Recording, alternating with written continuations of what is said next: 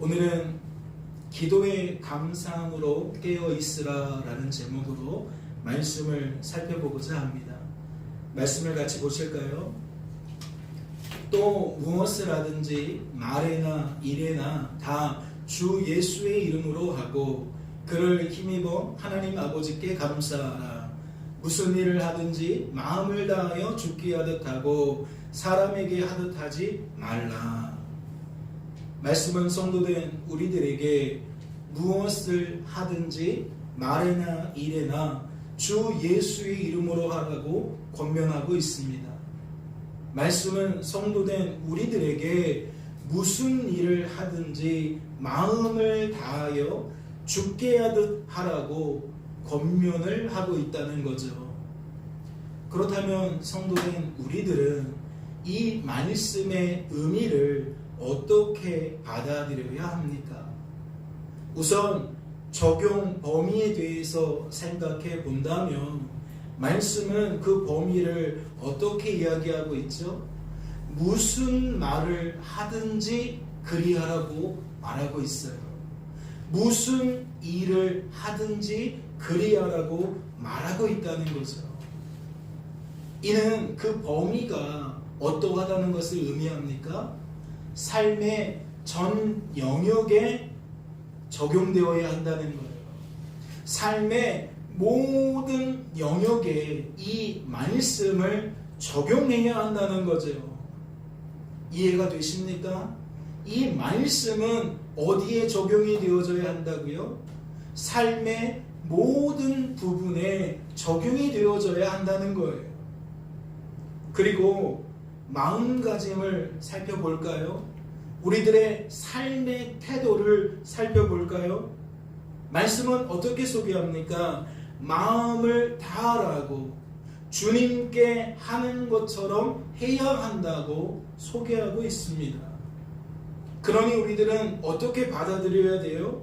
무슨 말을 하든지 무슨 일을 하든지 전심으로 진심으로 주님께 하는 것처럼 최선을 다할 수 있어야 한다고 우리들은 받아들여야 합니다. 적용 범위가 광범위하다 그랬어요. 일부분, 예를 들어 교회에 와서만 그렇게 하면 된다가 아니라 우리가 어느 곳에 있든지 어떠한 상황 속에서든지 우리는 이 말씀을 적용해야 된다라는 거였고, 또한 마음가짐은 어떠해요? 항상 진심을 다해야 된다는 거예요. 항상 전심을 다해야 된다는 거예요. 삶의 태도는 어떠해야 한다고요? 주님께 대하는 것처럼, 사람에게 대하는 것처럼 하는 것이 아니라 주님께 대하는 것처럼 해야 한다는 거예요. 자, 적용 범위와 마음가짐과 삶의 태도를 이 말씀이 드러내고 있는데 이 자체로만 본다면 감당할 수 있겠어요? 이 말씀의 본 뜻이 이것만이라면 우리들이 이 말씀 앞에 버텨낼 재간이 있겠냐는 거예요. 모든 영역에 적용이 가능하겠냐는 거죠. 항상 그러한 마음가짐으로 살아갈 수 있겠냐는 겁니다. 항상 그러한 삶의 태도를 유지하며 살아갈 수 있겠냐는 거죠. 예, 그렇지 않을 거예요. 그런데 다행스럽게도 이 말씀의 의미는 그것이 전부라 할 수가 없어요. 왜냐하면 말씀은 우리들에게 또 다른 한 축에서 어떻게 권면하죠? 그를 힘입어 하나님 아버지께 감사하라고 권면해요. 사랑하는 성도 여러분, 이 말씀의 의미가 무엇일까요? 그를 힘입어 하나님 아버지께 감사하라는 이 말씀의 의미가 무엇이겠냐는 겁니다. 이미 여러 차례 말씀을 드렸지만 오늘 한 번 더 말씀을 드리겠습니다. 사람이 한 일은 무엇으로 이어지느냐? 사람을 향한 감사와 찬양으로 이어집니다. 하나님께서 하신 일은 무엇으로 이어지느냐? 하나님을 향한 감사와 찬양으로 이어집니다. 사람이 한 일로 여겨지면 사람을 향해 감사와 찬양을 하게 된다는 것이고, 하나님께서 하신 일로 여겨지면 하나님을 향해 감사와 찬양을 하게 된다는 거죠. 다시 말해 인식되어지는 대로, 받아들여지는 대로 우리들은 반응하게 되어 있다는 겁니다. 그렇다면 그를 힘입어 하나님 아버지께 감사하라는 이 말씀의 의미는 무엇일까요? 만약 그를 힘입지 않는다면 우리들은 결코 하나님 아버지께 감사할 수가 없다는 겁니다. 생각해 보지 않을 수가 없겠죠. 어째서 그러한 의미로 우리가 해석을 해야 되는지 생각해 보지 않을 수가 없다는 거예요. 그 이유가 무엇일까요? 그를 힘입지 않으면 하나님 아버지께 감사할 수가 없다라는 의미로 우리가 해석해야 되는 이유가 무엇이겠냐는 거예요. 죄 때문에 전적으로 타락하고 부패하고 무능하게 되어진 우리들은 결코 하나님을 주목할 수가 없기 때문입니다.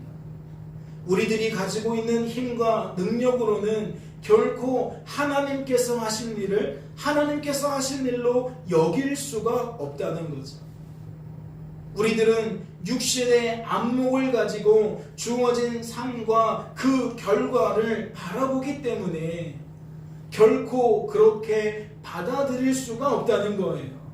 악하고 약하고 무능한 우리들은 주어진 삶과 그 결과를 통해 하나님을 주목하는 것이 아니라 하나님 대신 하나님이 아닌 것을 주목할 수밖에 없다는 거죠. 그렇다면 그 결과가 무엇이겠습니까? 주어진 삶과 주어진 삶의 결과를 통해 사람을 찬양하게 되는 겁니다. 사람에게 감사하게 되어지는 겁니다. 육신의 안목으로 내 삶을 바라볼 때에는 모든 일이 사람이 한 일로 여겨지기 때문에 결국 사람을 찬양하고 사람에게 감사하게 된다는 거지요. 하나님께서 하신 일일지라도 우리들에게는 사람이 한 일로 여겨지기 때문에 우리들은 하나님 대신 하나님이 아닌 것을 찬양할 수밖에 없다는 겁니다.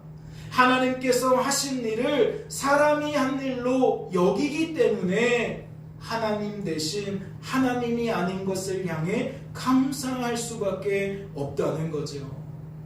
그렇다면 그를 힘입는다는 것은 무엇을 의미할까요? 악하고 약하고 무능한 우리들이 하나님 때문에 무엇이 새로워지는 거예요? 인식이 새로워지는 거예요. 하나님 때문에 주어진 삶과 그 삶의 결과를 받아들이는 안목이 새로워진다라는 거죠. 예를 들어 누군가가 나를 극진히 섬겨준다면, 누군가가 나를 귀하게 대해준다면 우리들은 나를 그리 대해준 누구를 주목할 수밖에 없어요? 그 사람을 주목할 수밖에 없어요. 우리 구주 예수 그리스도를 힘입지 않으면 우리들은 언제나 사람을 주목할 수밖에 없다는 거죠. 하지만 우리 구주 예수 그리스도를 힘입게 된다면 인식이 달라지기 때문에, 안목이 달라지기 때문에 누구를 주목하게 될까요? 나에게 잘 대해준 그 사람을 주목하는 게 아니라 그 사람을 통해 나를 극진하게 대하게 만드신 하나님을 주목하게 되는 겁니다. 이해가 되세요? 한편에서는 사람을 주목하지만 한편에서는 사람을 통해 오히려 하나님을 주목하게 된다는 거예요. 그렇다면 이것이 받는 입장에서만 그렇게 나타날까요? 그렇지 않겠죠? 우리 구주 예수 그리스도를 힘입지 않으면 우리들은 내가 누군가를 잘 섬겨준 것으로 여길 겁니다. 즉 내가 상대방을 잘 대하는 것으로 우리들은 받아들일 거라는 거죠. 그러나 우리가 우리 구주 예수 그리스도를 힘입게 된다면 우리들은 인식이 달라져요. 안목이 달라져요.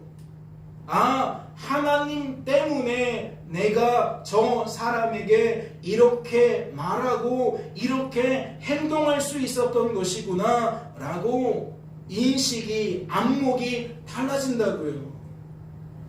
그렇다면 그 결과가 무엇이겠어요? 다른 거 아니에요. 이 말씀 그대로인 거예요. 그를 힘입게 되면 우리들은 하나님 아버지께 감사하게 된다는 거예요.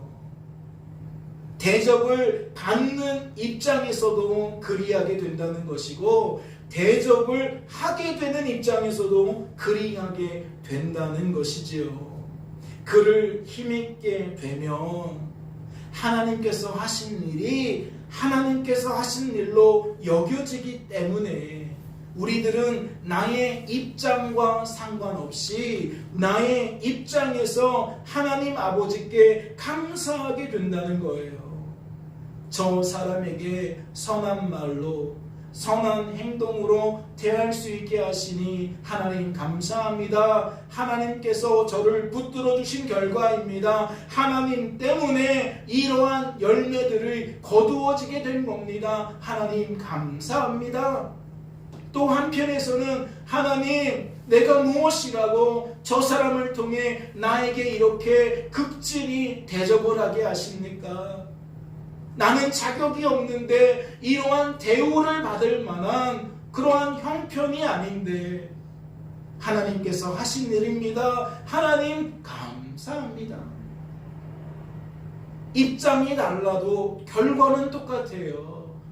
하나님 아버지 감사합니다. 그렇다면 어떠한 현상이 나타날 수 있을까요?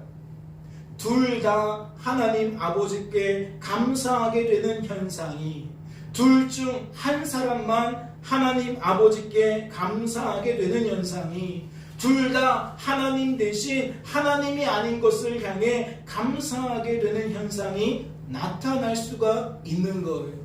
왜 그렇죠? 둘 다 그를 힘입게 된다면 둘 다 하나님 아버지께 감사하게 되기 때문이고, 둘 중 한 사람만 그를 힘입게 된다면 그를 힘입게 된 한 사람만 하나님 아버지께 감사하게 된다는 것이고, 둘 다 그를 힘입지 못한다면 둘 다 하나님이 아닌 것을 향해 감사하게 된다는 이야기예요. 자, 이제 정리가 잘 되셨습니까? 17절, 23절 이러한 말씀, 특별히 골로새서에서 1장부터 계속해서 말하고 있는 바가 그 핵심이, 그 논점이 무엇인지 잘 이해를 하셨냐는 거예요. 그렇다면 이제는 오늘 본문 말씀, 그 본문 말씀을 좀 주목해 보겠습니다. 기도를 계속하고 기도에 감사함으로 깨어있으라. 과연 이 말씀은 어떠한 의미를 담고 있는 걸까요? 조금 전에 우리가 살펴본 그 개념과 이 말씀은 어떠한 관계가 있겠냐는 겁니다. 어떠한 의미의 조화가 있겠냐는 거죠. 이는 다른 게 아니에요. 그를 힘입기 위해 기도를 계속하라는 겁니다. 그를 힘입기 위해 깨어있으라는 거예요.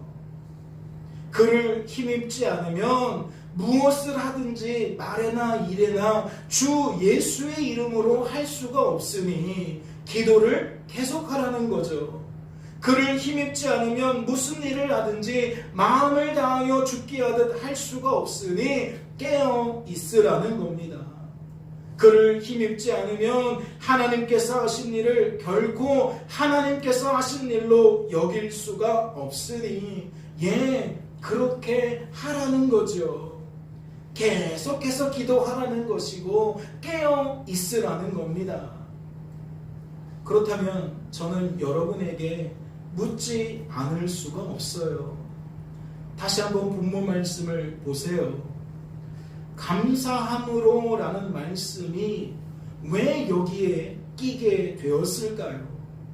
그를 힘입기 위해 계속 기도해야 된다는 의미는, 깨어 있어야 한다는 의미는 감사함으로 라는 표현이 없어도 충분하지 않을까요? 감사함으로 라는 표현이 없어도 그러한 의미는 충분히 드러난다는 겁니다.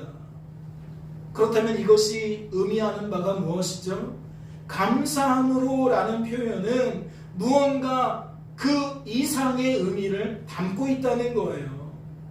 그를 힘입기 위해 계속 기도해야 한다는 의미와 깨어 있어야 한다는 의미를 감사함으로 라는 이 표현이 더욱 광화를 시켜주거나 그 의미에 별도의 의미를 추가한다는 이야기이지요. 그렇다면 묻지 않을 수가 없습니다. 과연 무엇일까요? 감사함으로 라는 말씀이 나타내려는 것은 과연 무엇이겠냐는 겁니다. 이를 알기 위해 우리들은 무엇을 주목해야 합니까? 이 골로새서에서 감사라는 표현이 어떠한 용도로 어떠한 의미를 나타내기 위해서 사용되어졌는지를 주목해야 합니다. 말씀을 보세요. 그리스도의 평강이 너희 마음을 주장하게 하라. 너희는 평강을 위하여 한 몸으로 부르심을 받았나니 너희는 또한 감사하는 자가 되라. 말씀을 통해 무엇을 깨닫게 되십니까? 성도된 우리들이 감사하는 자가 되기 위해서는 무엇이 선행되어져야 하는지를 깨닫게 되십니까? 그리스도의 평강이 우리들의 마음을 주장해야만 우리들이 감사하는 자가 된다는 것을 깨닫게 되시냐는 거예요. 다시 말해 하나님께서 성도된 우리들의 생각과 감정과 의지를 그리스도의 평강으로 채워주셔야만, 붙들어 주셔야만 우리들은 어떠한 사람이 된다? 하나님께 감사하는 사람이 된다. 이어지는 말씀도 보세요. 그리스도의 말씀이 너희 속에 풍성히 거하여 모든 지혜로 피차 가르치며 권면하고 시와 찬송과 신령한 노래를 부르며 감사하는 마음으로 하나님을 찬양하고. 그렇다면 이 말씀의 의미는 무엇일까요? 그리스도의 말씀이 우리 속에 풍성히 거하면, 즉 복음이 우리 속에 풍성하게 채워지게 되면 우리들은 감사하는 마음을 품게 된다는 겁니다. 마치 그리스도의 평강이 우리들의 생각과 감정과 의지에 채워지면 우리들이 감사하는 자가 되는 것처럼, 복음이 우리들의 생각과 감정과 의지에 채워지면 우리들은 감사하는 마음 상태가 되어진다는 거죠. 그렇다면 앞서 살펴본 이 15절과 16절 말씀을 통해 우리들은 무엇을 확인할 수 있는 겁니까? 복음이 복음으로 깨달아지면, 믿어지면 우리들의 마음은 무엇으로 채워진다? 그리스도의 평강으로 채워진다. 그리고 그 평강으로 채워지면 우리들은 하나님 아버지께 감사하는 마음을 품게 된다. 그리고 그 마음을 품게 되면 우리들은 하나님 아버지께 감사하는 자가 된다. 이해가 되셨어요? 15절과 16절 말씀은 하나님 때문에 우리들이 겪게 되는 내면의 변화를 이야기하고 있어요. 그리고 이 내면의 변화가 무엇으로 이어진다? 외적인 변화로 이어진다. 그런 의미에서 이 17절 말씀은 15절과 16절 말씀을 종합한다고 할 수 있어요. 특별히 무엇이 그 개념을 종합한다고 할 수 있어요? 그를 힘입어 라는 이 말씀이 바로 조금 전에 이야기 드린 그 개념을 함축하고 있다는 거예요. 첫째, 복음이 깨달아졌다는 거죠. 둘째, 그리스도의 평강이 우리의 마음을 주장하게 되었다는 겁니다. 셋째, 하나님 아버지께 감사하는 마음을 품게 되었다는 것이지요. 다시 말해 하나님께서 복음을 깨닫게 만드셨다는 것이고, 하나님께서 그리스도의 평강이 우리들의 마음을 주장하게 만드셨다는 것이며, 하나님께서 하나님 아버지께 감사하는 마음을 품게 만드셨다는 거예요. 그렇다면 오늘 본문 말씀에 소개되어져 있는 감사함으로 라는 이 말씀의 의미는 우리들이 어떻게 여길 수가 있는 겁니까? 하나님 때문에 우리들이 기도를 계속하게 되는 것으로, 하나님 때문에 우리들이 깨어있게 되는 것으로 여길 수가 있는 겁니다. 어째서 그러한 거죠? 감사함으로 라는 것은 하나님 때문에 우리들이 복음을 깨닫게 된 상태를, 그리스도의 평강이 우리들의 마음을 주장하게 된 상태를, 하나님 아버지께 감사하는 마음을 품게 된 상태를 의미하기 때문에 그래요. 그러니까 기도에 감사함으로 깨어있으라 라는 말은 이미 하나님께서 우리의 마음 상태를 변화시켜 주셨다는 거죠. 그래서 그 변화시켜 주신 마음 상태에 따라서 우리들은 뭐 하게 된다? 깨어있게 된다는 거예요. 기도하게 된다는 거죠. 그러니까 이 4장 2절 말씀은 하나님께서 하신 일을 하나님께서 하신 일로 깨닫게 된 상태를 의미한다는 거예요. 그리고 하나님께서 장차 하실 일을 하나님께서 하실 일로 깨닫게 된 상태를 의미한다는 거죠. 이건 가볍게 넘어갈 문제가 아니에요. 신앙생활을 하면서 주어진 삶을 살아가면서 성도된 우리들이 반드시 기억해야 될 내용입니다. 이 말씀이 바르게 해석되어져야만 골로새서 4장 2절 말씀을 성도된 우리들이 어떠한 관점으로 읽을 수가 있는 거죠? 복음의 관점으로 읽을 수가 있는 겁니다. 권면의 말씀으로 하나님의 말씀을 대하지 않고 한편에서는 권면의 말씀으로 읽지만 다른 한편에서는 위로의 말씀으로 읽을 수가 있다는 거죠.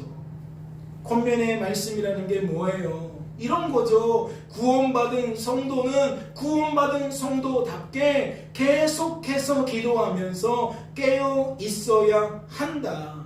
즉 너는 그리 해야 한다. 이게 뭐예요? 권면의 말씀이에요. 말씀을 권면의 성격으로만 읽는 방식이라는 거죠. 주로 어떠할 때 그래요? 말씀을 율법으로 여길 때 그래요. 아, 이 말씀은 나한테 이렇게 하라는 얘기구나, 나한테 이렇게 하지 말라는 얘기구나. 그럼 이제 그 주사위는 누구에게 넘어온 거예요? 나에게 넘어온 거예요. 내가 해야 된다, 내가 하지 않아야 된다. 모든 것들이 내 결정이고 내 선택이고 내가 하는 일이라는 거죠. 그런데 복음은 뭐라고요? 이러한 겉면의 성격을 부인하는 것이 아니에요. 성도된 우리들은 계속해서 기도해야 된다, 깨어 있어야 한다, 이것을 부인하는 게 복음이 아닙니다. 한편에서는 이 겉면의 내용을 인정하는 거고 대신에 또 다른 한편에서 무엇을 인정하는 거예요? 위로의 성격을 인정하는 거예요. 그래서 복음의 관점으로 말씀을 보게 되어지면 어떻게 읽을 수 있습니까? 성도된 우리들은 결코 계속해서 기도할 수가 없다는 거예요. 성도된 우리들은 깨어 있을 수가 없다는 거죠. 즉, 나라는 존재가 비참한 존재라는 것을, 나라는 존재가 악하고 약하고 무능한 존재라는 것을 읽을 수가 있다는 거예요. 그리고 이것을 읽어낼 수 있기 때문에 무엇도 함께 읽어낼 수 있을 거예요. 다른 거 아니죠. 하나님께서 그러한 우리들을 그럼에도 불구하고 계속해서 기도하도록 만드셨다, 만드실 것이다. 나는 깨어있을 수가 없지만 하나님은 그럼에도 불구하고 나를 깨어있게 만드실 것이다. 이렇게 읽을 수가 있다는 거예요. 왜요? 이게 바로 복음의 핵심이거든요. 복음은 우리를 괜찮은 존재로 여기지 않아요. 하나님이 없으면 정말 비참한 존재로, 멸망을 향해 달려갈 수밖에 없는 존재로 소개해요. 그런데 왜 복음이 우리에게 기쁜 소식이고 좋은 소식입니까? 그러한 비참한 상태에 있는 우리들을 들춰내시며 우리들로 하여금 하나님을 전적으로 바라보고 의지하고 사랑하게 만들기 때문입니다. 머리로만 나는 좀 부족한 사람이에요, 이걸로는 해결이 안 돼요. 내가 정말 복음이 아니면 비참한 상태라는 걸 발견할 수가 없어요. 즉, 내가 내 인생의 주인공이 되고 싶은 마음을 끊어낼 수가 없다는 거죠. 그러니까 말씀에서 계속 반복되고 있는 것처럼 사람 보며 사람 찬양하고 사람에게 감사할 수밖에 없는 거예요. 교회 다닌다고 다른 게 아니에요. 교회 다녀도 마찬가지예요. 하나님 자랑은 멈춰지고 사람 자랑이 얼마나 넘쳐가는지 몰라요. 왜요? 복음의 맛을 알면 복음의 열매를 맺게 되는데 복음의 맛을 모르기 때문에 우리들은 세상 사람들이 사람, 환경 주목하는 것처럼 교회 다니면서도 동일하게 사람과 환경을 주목한다는 거죠. 깨닫는 은혜가 있으시기를 주님의 이름으로 소원합니다. 그렇다면 이제부터는 이 생명의 말씀, 이 복음의 말씀을 과연 누구에게 적용해야 되는지를 살펴보겠습니다. 말씀을 보실까요? 아내들아 남편에게 복종하라. 이는 주 안에서 마땅하니라. 남편들아 아내를 사랑하며 괴롭게 하지 말라. 말씀은 그 대상을 어떻게 소개하고 있습니까? 누구에게 이 말씀을 적용해야 된다라고 소개하고 있죠? 아내들과 남편들로 소개하고 있습니다. 즉, 모든 아내와 모든 남편에게 이 말씀을 적용시키고 있다는 거죠. 하지만 그것이 전부가 아닙니다. 이어지는 말씀을 보세요. 자녀들아 모든 일에 부모에게 순종하라. 이는 주 안에서 기쁘게 하는 것이니라. 아비들아 너희 자녀를 노엽게 하지 말지니 낙심할까 함이라. 말씀은 그 대상을 어떻게 소개하고 있습니까? 자녀들과 아비들로 소개하고 있습니다. 즉, 모든 자녀와 모든 부모에게 이 말씀을 적용시키고 있다는 거죠. 그런데 이것도 끝이 아니에요. 말씀을 보세요. 종들아 모든 일에 육신의 상전들에게 순종하되 사람을 기쁘게 하는 자와 같이 눈가림만 하지 말고 오직 주를 두려워하여 성실한 마음으로 하라. 상전들아 의와 공평을 종들에게 베풀지니 너희에게도 하늘에 상전이 계심을 알지어다. 말씀은 그 대상을 어떻게도 소개합니까? 종들과 상전들로도 소개하고 있습니다. 모든 종에게, 모든 상전에게 이 말씀을 적용시키고 있다는 거죠. 그렇다면 묻지 않을 수 없어요. 사랑하는 성도 여러분, 과연 그 의도가 무엇일까요? 어째서 말씀은 그 적용 대상을 말하면서 이와 같이 세 차례에 걸쳐서 여러 대상들을 소개하고 있겠냐는 겁니다. 다시 말해 아내들과 남편들을 거론하고 자녀들과 아비들을 거론하고 종들과 상전들을 거론한 까닭이 무엇이겠냐는 거죠. 이는 한 사람도 예외일 수 없다는 의도를 드러내는 겁니다. 이 말씀은 어떠한 특정한 성도에게만 적용하는 말씀이 아니라 성도라면 모두 적용해야 된다는 이야기이지요. 다시 한번 말씀을 보실까요? 아내들아 남편에게 복종하라. 남편들아 아내를 사랑하며 괴롭게 하지 말라. 누군가는 이 말씀을 주목하며 나는 결혼하지 않았으니까, 나는 이혼했으니까 해당되지 않아 라고 감히 생각할 수가 없는 거예요. 나는 이 말씀과 상관없는 사람이에요 라고 생각할 수가 없다는 거죠. 왜 그렇죠? 왜냐하면 우리들은 결혼을 했든 안 했든 반드시 누군가의 부모이거나 누군가의 자녀이기 때문입니다. 이해가 되세요? 누군가의 자녀일 수밖에 없어요. 누군가의 부모일 수밖에 없어요. 그러면 이 말씀을 피해갈 수 있나요? 모든 일에 부모에게 순종하라? 걸려들지 않을 자녀가 있습니까? 일부분에서 순종하라? 안 걸려들 수도 있겠죠. 옆에 있는 사람보다는 순종해라? 안 걸려 들어갈 사람이 있겠죠. 그런데 말씀이 복음을 통해 완성되어지면 이것은 매우 높은 수준으로 그 기준이 올라간다는 거예요. 모든 일이라는 것은 주변 사람들과 비교해서라는 뜻이 아니에요.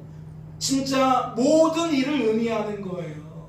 하나님 보실 때에 모든 일에 부모에게 순종하라는 이야기라는 거죠.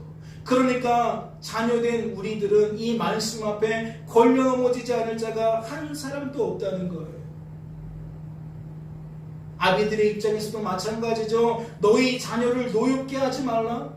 이건 동일한 얘기잖아요. 아내를 괴롭게 하지 말라는 의미나 자녀를 노엽게 하지 말라는 의미나 뭐가 그렇게 다르겠어요? 이것이 과연 가능하겠습니까? 나이가 지긋해지면 좀 너그러워지고 넉넉해져서 자녀들에게 편안하게 해줄 수 있나요? 텔레비 프로그램을 보면 50이 넘은 사람들도 미운 우리 새끼라고 해서 그 방영되는 것을 보니까 부모는 여지없이 그 50이 넘은 자녀를 향해서도 끊임없이 잔소리를 해요. 그리고 그 자녀의 반응을 보면 굉장히 그 듣기 싫어하더라고요. 그 말을 들을 때 막 짜증을 내더라고요. 이게 방송에서 연출되어지는 모습일까요? 아니면 우리들의 일상생활일까요? 다시 말해 아내들과 남편들을 향한 이 18절과 19절 말씀에도 우리들은 다 무너질 수밖에 없다는 것이고 20절과 21절 말씀을 통해서도 우리들은 다 무너질 수밖에 없다는 거예요. 내가 부모든 내가 자녀든 내가 남편이든 내가 아내든 말씀을 통해 우리들은 우리들의 민낯이 폭로될 수밖에 없다는 거죠. 더군다나 무엇이 존재해요? 여차여차이에서 나는 아무 곳에도 속하지 않아요 라고 할 수 있을지 모르겠는데 결국 우리들이 사회의 일원으로서 이 사회에 속해 있다는 것은 반드시 어떠한 입장일 수밖에 없다는 겁니까? 누군가에게 지도를 받거나 누군가를 따르는 입장에 설 수밖에 없다는 것이고 또 누군가를 이끌거나 누군가를 지도하는 입장에 설 수밖에 없다는 것. 이해가 되시죠? 결혼도 안 했고 자식도 없으니까 나는 예외입니다 라고 말할 수 있나요? 말할 수가 없어요. 결국 우리는 어떠한 인간관계를 맺게 되든 그 관계 속에서 어떠한 입장이 되어지느냐, 종의 입장이 되어지거나 상전의 입장이 된다는 거예요. 리더의 입장이 되거나 그 리더를 따라가는 자의 입장이 된다는 거죠. 그러면 이 말씀에 피해갈 수 있냐고요. 모든 일에 순종하라는 것이 피해갈 수 있냐는 거죠. 의와 공평을 베풀어야 된다는 이 말에 우리가 걸려 넘어지지 않을 수가 있냐는 거죠. 그러니까 거듭해서 말씀을 드리지만 결코 우리들은 이 말씀을 나와는 상관없는 말씀으로 여길 수가 없다는 겁니다. 그렇다면 이러한 사실이 방증하는 것은 무엇입니까? 이 말씀에 걸려 넘어지지 않을 자가 한 사람도 없다는 것은 무엇을 방증하냐는 거죠. 구원받았을지라도 우리들은 여전히 악하고 약하고 무능한 존재이기 때문에 결코 내 힘과 능력으로는 이 말씀에 준하는 삶을 살아갈 수가 없다는 겁니다. 따라서 우리들은 이 말씀이 의미하는 바를 바르게 이해하고 나의 삶에 적용하는 것이 너무나도 중요하지 않을까요?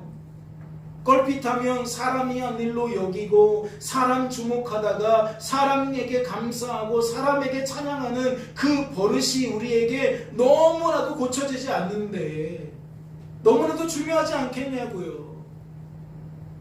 하나님께서 하신 일을 하나님께서 하신 일로 깨닫는 것이 너무나도 중요하지 않겠냐는 겁니다. 하나님께서 하실 일을 하나님께서 하실 일로 깨닫는 것이 너무나도 중요하지 않겠냐는 거지요. 다시 말해 복음이 성도된 우리들에게 너무나도 중요하지 않겠냐는 거예요. 복음을 잃어버리면 성도다움을 잃어버리는 것과 매한가지예요. 구원받은 성도가 구원받은 성도의 삶이 가져다주는 유익을 포기하는 것과 진배 없다는 거죠. 복음이라야 우리들은 주어진 삶 속에서 보고 듣고 말하는 것을 통해 나라는 존재를 제대로 볼 수 있고 내 안에 거하시는 하나님을 제대로 볼 수가 있어요. 하나님 없으면 내가 어떠한 존재라서 어떠한 일을 할 수밖에 없는지, 하지만 내 안에 계신 하나님 때문에 그럼에도 불구하고 내가 어떠한 삶을 살아갈 수가 있는지 오직 복음이라야만 진정으로 바르게 깨달을 수가 있다는 거죠. 자, 잘 생각해 보세요. 기도를 계속하고 기도에 감사함으로 깨어있으라. 누가 하나님 아버지께 감사하겠습니까? 누가 하나님 아버지께 감사하는 자가 되겠냐는 거예요. 누가 기도를 계속하며 누가 기도에 감사함으로 깨어있게 되겠냐는 거죠. 누가 하나님만 바라보며 누가 하나님만 의지하고 누가 하나님만 자랑하게 되겠냐는 겁니다. 다른 게 아니에요. 하나님 때문에 오늘 복음을 깨닫게 된 성도가 기도하게 되는 겁니다. 감사함으로 깨어있게 되는 거예요. 하나님 때문에 그리스도의 평강이 그 마음을 주장하게 된 성도가 하나님 아버지께 기도하며 깨어있으며 감사하게 된다는 거지요. 하나님만 하나님이십니다. 인생의 주관자와 구원자는 우리들이 아니라 오직 하나님이시라는 거예요. 깨닫는 은혜가 있으시기를 주님의 이름으로 소망합니다. 잠시 기도하겠습니다. 하나님 아버지, 우리들은 일상을 살아가면서 어떠한 모습으로 살아갑니까? 말씀에 소개되어져 있는 것처럼 아내로서 남편으로서 말씀에 준하는 삶을 살아갑니까? 부모로서, 자녀로서 그러한 삶을 살아갑니까? 종들로서, 상전들로서 우리는 그러한 삶을 살아갑니까? 우리가 우리의 민낯을 제대로 보지 못해서 나는 살아가고 있노라고 여기는 것은 아닙니까? 그래도 저 사람보다 나는 살아가고 있다고 착각하는 것은 아닙니까? 여전히 우리의 관심이 하나님께 없고 사람에게 있기에, 이 땅에 있기에 꽤나 나를 좋은 사람으로 여기며 사는 것은 아닙니까? 하나님, 이러한 오해와 착각이 우리들로 하여금 하나님을 전적으로 바라보지 못하게 만듭니다. 하나님을 전적으로 의지하지 못하게 만듭니다. 하나님을 전적으로 자랑하지 못하게 만듭니다. 그러나 하나님, 언제나 하나님 때문에 그럼에도 불구하고 그러한 삶은 이루어졌는 줄로 믿습니다. 자격 없지만 하나님 때문에 우리들이 성도로 세워질 수 있었던 것처럼, 자격 없지만 하나님 때문에 우리들은 성도로 세워지고 성도다운 삶을 살게 되는 줄로 믿습니다. 새롭게 주어진 이 한 주간의 삶 속에서 우리들은 무엇을 바라보아야 합니까? 무엇을 기대해야 합니까? 나의 결심을 의지해야 합니까? 나의 결단을 자랑해야 합니까? 내가 가지고 있는 그 미약한 힘과 능력을, 그 신념을, 가치만을 우리는 귀하게 여겨야 합니까? 결국 그렇지 않습니다. 내 경험도, 내 지식도, 내 지혜도 우리를 하나님의 말씀에 준하는 삶으로 이끌지 못합니다. 새롭게 주어진 한 주간의 삶 속에서 내 것을 제거하고 내 속에 하나님의 것이 채워지는 은혜를 덧입게 하옵소서. 그리스도의 말씀이, 즉 복음이, 그리스도의 평강이, 복음의 열매가 우리의 내면을 가득 채우게 하시고 우리들로 하여금 감사하는 마음을 품게 만들어서 범사에 하나님 아버지께 더욱 감사하는 삶을 살아갈 수 있도록, 그 마음에 이끌려 깨어 기도하는 삶을 살아갈 수 있도록 주님 붙들어 주시옵소서. 주께서 우리를 도와주실 줄로 믿고 감사드리며 이 모든 말씀 우리를 죄에서 구원하신 예수님의 이름으로 기도하옵나이다. 아멘.